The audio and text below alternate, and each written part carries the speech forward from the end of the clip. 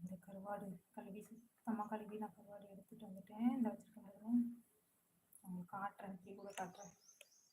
எடுத்து வந்து கழுவி சுத்தமாக நான் வந்து கழுவிட்டு வந்துட்டேன். கழுவிட்டு இந்த எடுத்து வச்சுருக்கேன். நல்லா வந்து உரசிட்டு தண்ணி 5-6 தண்ணி ஊற்றி கழுவணும். போய் தான்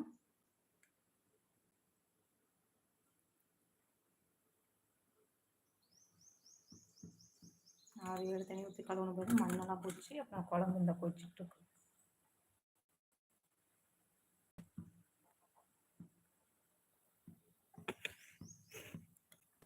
ஆவி பறக்க பறக்க குழம்பு கொச்சிட்ருக்கு.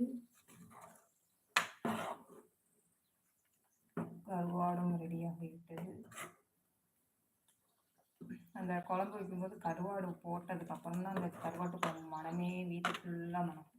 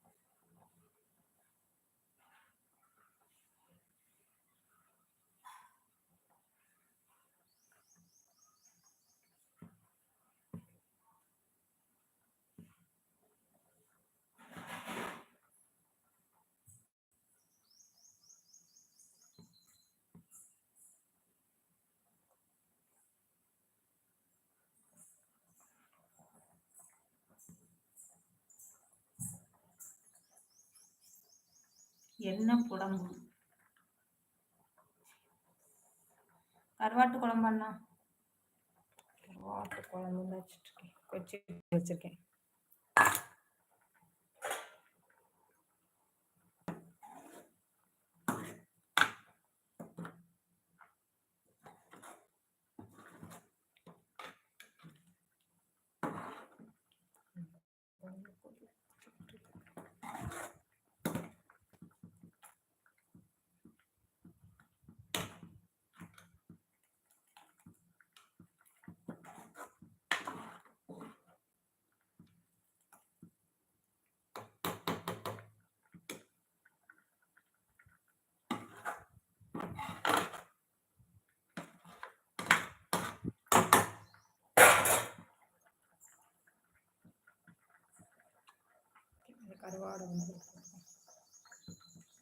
கருவாடை வந்து உள்ள போட்டாச்சு.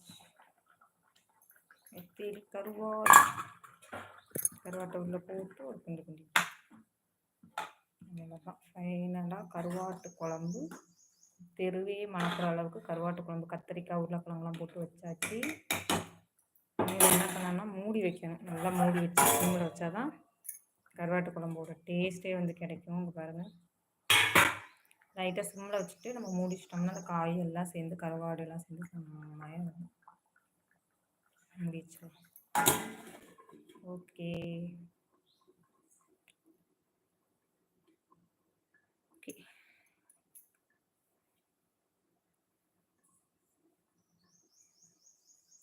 ஓகே ஃப்ரெண்ட்ஸ், பாய். ஃபைனலாக கருவாட்டு குழம்பு வச்சு முடிச்சாச்சு. அவ்வளோதான். இந்த மாதிரி தான் வைக்கலாம். இந்த மாதிரி தான் நான் வைப்பேன். காய்கறி போட்டு அந்த மாதிரி தான் கருவாட்டு குழம்பு வைப்பேன். ஓகே ஃப்ரெண்ட்ஸ், பாய்.